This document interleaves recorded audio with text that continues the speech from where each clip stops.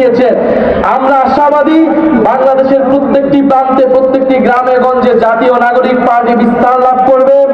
আজকের অনুষ্ঠান বাস্তবায়নের জন্য জাতীয় নাগরিক পার্টির যে সকল নেতৃবৃন্দ কাজ করেছেন, জাতীয় যুব শক্তি এবং জাতীয় শ্রমিক উইং এবং ছাত্র সংসদের যে সকল নেতৃবৃন্দ কাজ করেছেন, আপনাদের সবাইকে ধন্যবাদ জানাই।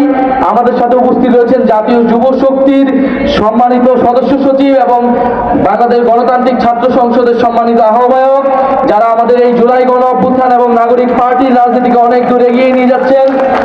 আপনাদের সুনামগঞ্জবাসীর জন্য সবচেয়ে সুখবর, আপনাদের এলাকার সন্তান, আমাদের কেন্দ্রীয় কমিটির যেই নেতা রয়েছেন অনিক রায়, আপনাদের এলাকার সন্তান, এই জুলাই পদযাত্রাকে যিনি সফল করতে আমাদের জুলাই পদযাত্রা কমিটির সদস্য সচিব হিসেবে কাজ করছেন, অক্লান্ত পরিশ্রমের মাধ্যমে পদযাত্রা সফল করছেন অনিক রায়, সাবেক ছাত্রনেতা, ভারতীয় আধিপত্যবাদ এবং হাসিনার ফ্যাসিবাদের বিরুদ্ধে গত 10 বছর তিনি লড়াই সংগ্রাম করেছেন।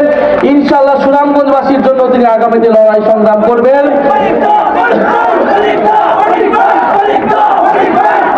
আপনাদের আরো সুখবর এবং আমাদের জন্য এটা গৌরবের যে আমরা সম্মানিত বোধ করেছি যে আপনাদের সুনামগঞ্জে আপনাদের যেই সমন্বয় কমিটি হয়েছে তার প্রধান সমন্বয়কারী হিসেবে রয়েছেন আমাদের সুমন রাজা ভাই।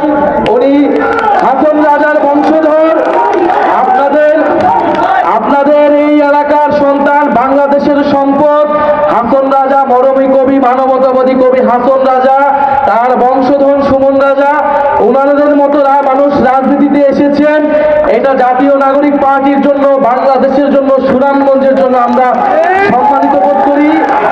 আমরা মনে করি সুমন রাজাদের মতো ভালো মানুষেরা, দায়িত্ববান দরদি মানুষরা রাজনীতিতে আসবেন, সংগঠিত হবেন, বাংলাদেশকে নেতৃত্ব দিবেন এবং ইতিহাস পরিবর্তন করবেন। ইনশাআল্লাহ সুনামগঞ্জের সাথে আমরা আছি। সুনামগঞ্জ কি আমাদের সাথে আছে? জাতীয় নাগরিক পার্টির সাথে আছে? হাত তুলে বলতে হবে আছে।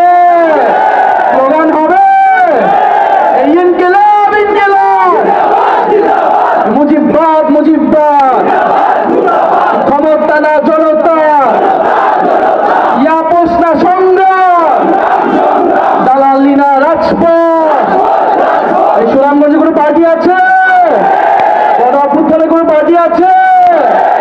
অনিক দাদার কোনো পার্টি আছে? এই সুমন রাজার কোনো পার্টি আছে?